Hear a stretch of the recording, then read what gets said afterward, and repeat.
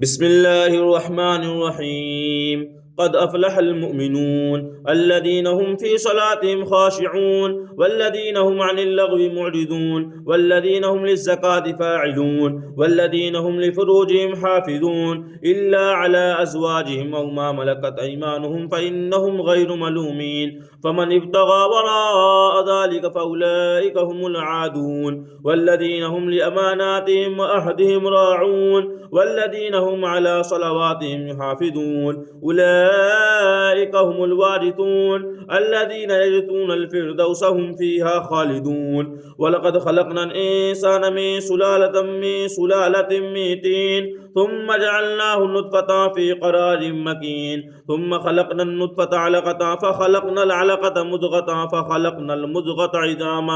فخلقنا المضغة عظاما فكسونا العظام لحما ثم أنشأناه خلقا آخر فتبارك الله أحسن الخالقين. ثم إنكم بعد ذلك لميتون ثم إنكم يوم القيامة تبعثون. ولقد خلقنا فوقكم 7 طرائق وما كنا عن الخلق غافلين.